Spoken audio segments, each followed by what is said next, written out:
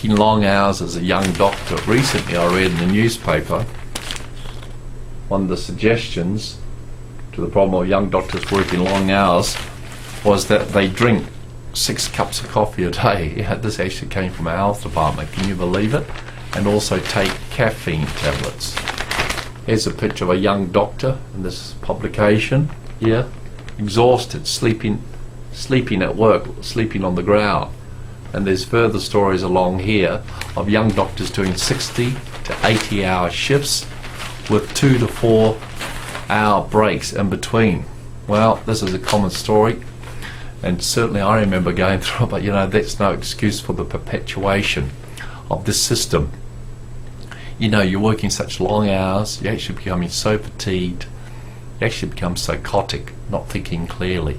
It's not good for your health, it's not good for your well-being, and yeah, let's not forget, it's probably a disaster for patient care. You start making some bad decisions, mistakes are being made, patients ultimately lose. Now, for responsible bodies to be suggesting that young doctors drink lots of coffee, gulping it down, taking caffeine tablets, all that's doing, you know, squeezing the chicken, squeezing all the life out of the chicken, or in this case, the young doctors, young surgeons. We've got to look further. I know how hard they work and how distressed they are. I remember only a few years ago working in a hospital as the only surgeon there, where I was working Friday, Saturday, Sunday, Monday, then Tuesday on call. And I get a call from referring doctors every 10 minutes. I tell you, it drives you psychotic, it drives you nuts after a while. I used to take my mobile phone and just slam it against the wall, utter frustration. You can't function like that. We need to organise better systems. Now, there are systems around the world. For example, in Europe, they have systems where doctors do shifts, you know, junior and senior doctors, 12, 14-hour shifts, then they're off, they don't get called.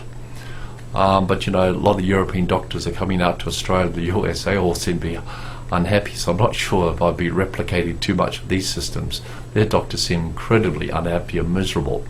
Now, I know in the USA they have things such as physician assistants. You know, these are people who have maybe an undergraduate degree and then they do 1 or 2 years training. They actually function as a surgical assistant, open and close, and the surgeon, someone like me, does a critical part. They also help with the running of clinics. I think actually it's a good solution because it takes a long time to train a doctor and forever to train a surgeon. So I think physician assistants are being trialled in parts of Australia, and there's now a graduate program for them. So this is one way we can deal with this problem of overtired, exhausted young doctors. You know, it's not good for the patients, it's not good for them, puts them off a career in surgery, puts them off a career in medicine, and you know, in some cases it actually drives them to suicide.